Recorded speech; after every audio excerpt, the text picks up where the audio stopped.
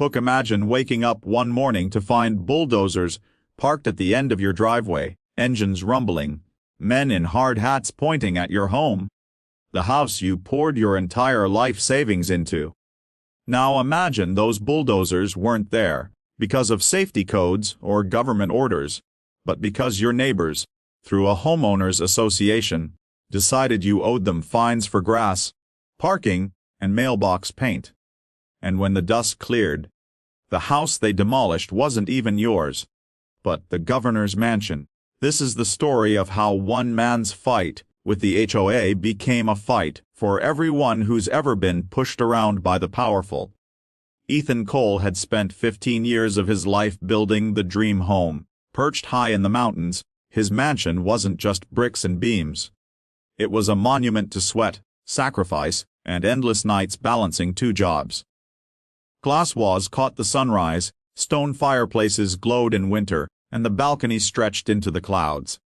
It wasn't about luxury, it was about victory. For Ethan, that house meant, I made it. But in the world of HOAs, beauty came with a hidden price. At first, it was small letters slipped into his mailbox.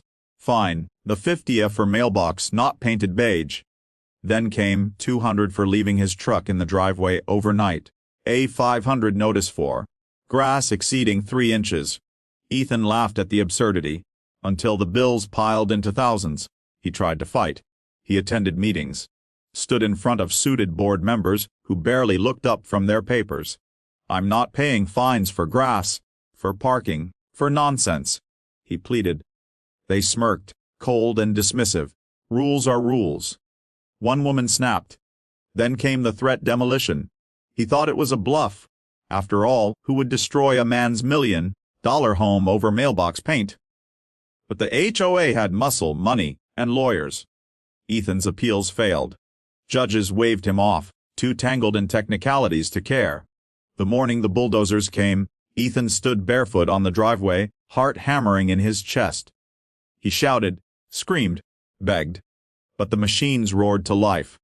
The crash of glass and the thunder of walls collapsing echoed across the valley. Neighbors peeked through curtains. Some pitied him, others whispered that he should have just followed the rules. Tears stung his eyes as years of labor crumbled to rubble. He had lost everything. Or so he thought, because as the dust rose and the demolition team packed up their gear, something wasn't right.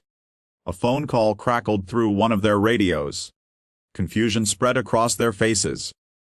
Within minutes, Ethan overheard the words that would flip his despair into fire. They just tore down the wrong house. And not just any house. The mansion they had flattened belonged to the sitting governor.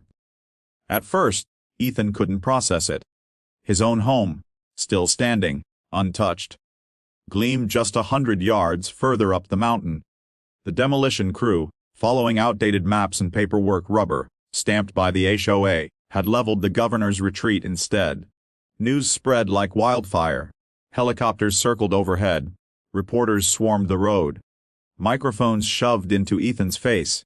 Did you know this was the governor's property?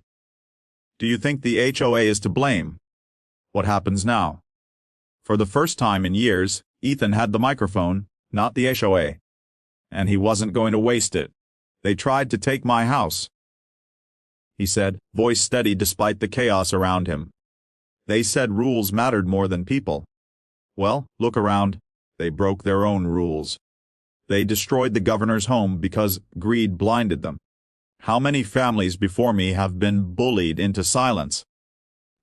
The crowd erupted. Neighbors, who once whispered, came forward with their own stories. A widow fined for planting roses too close to her porch. A veteran threatened with foreclosure over a flagpole. Parents charged thousands for kids' bicycles left on the lawn. The HOA's glossy mask cracked under the weight of voices, finally rising together. The governor himself arrived days later, flanked by security and fury. But as he stood before the ruins, even he couldn't deny the truth: the HOA had overstepped. What began as punishment for Ethan had exposed a monster hiding in plain sight.